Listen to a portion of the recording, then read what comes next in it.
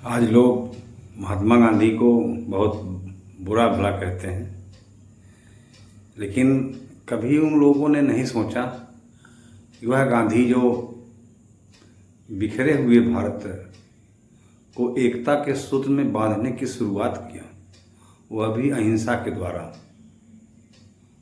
गांधी जी जानते थे कि अंग्रेज़ों से हम हिंसा के माध्यम से नहीं लड़ सकते थे, क्योंकि हिंसा के माध्यम से हम हूणों से लड़े, मुगलों से लड़े, शकों से लड़े और हमको मिला क्या? फिर भी हम पर उनका शासन चलता रहा।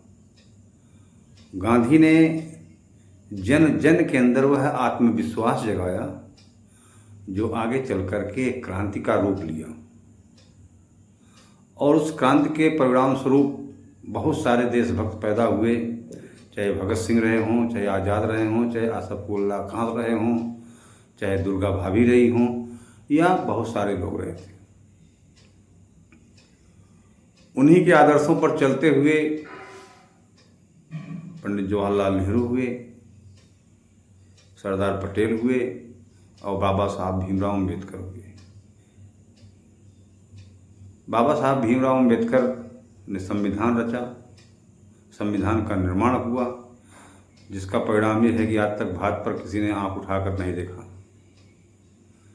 बिखरे हुए भारत को एकता के सूत्र में बांधने का जो कार्य सरदार पटेल ने किया, उनका योगदान हम नहीं भुला सकते हैं। लेकिन दूसरी तरफ हम पंडित जवाहरलाल नेहरू के भी योगदान को नहीं भुला सकते हैं, जिन्होंने पंचवर्षीय योजनाओं के माध्यम से देश के सर्वांगीण विकास के लिए बहुत कुछ किया। तो जितने भी लोग हैं, सब अपने अपने तरीके से भारत को आज़ाद कराने के लिए कार्य किया, लेकिन जन जन में क्रांति फैलाने का जो कार्य महात्मा गांधी ने किया, वह किसी ने नहीं किया। गांधी जी को अंग्रेज़ों ने ट्रेन से निकाल करके बाहर फेंक दिया।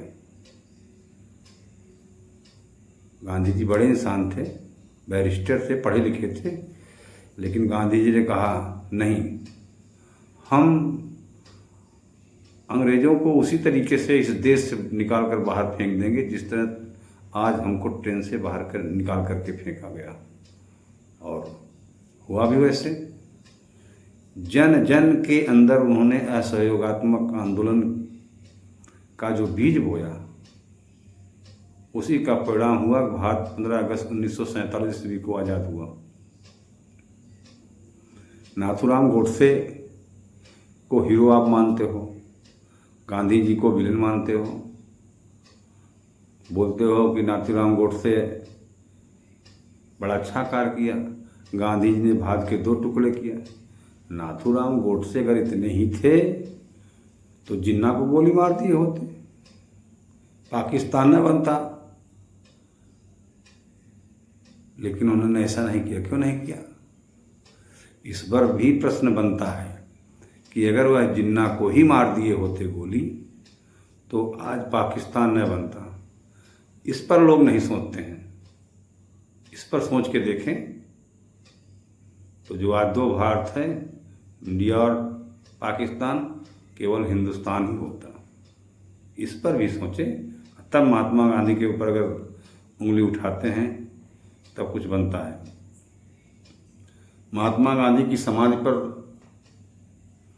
विश्व के जो भी नेता भारत पर आते हैं, भारत में घूमने के लिए आते हैं, वह जाते हैं, श्रद्धा सुमन अर्पित करते हैं। किसी और नेता के समाधि पर जाएं। विश्व के तमाम ऐसे देश हैं जहां पर आज भी गांधी जी की मूर्ति है।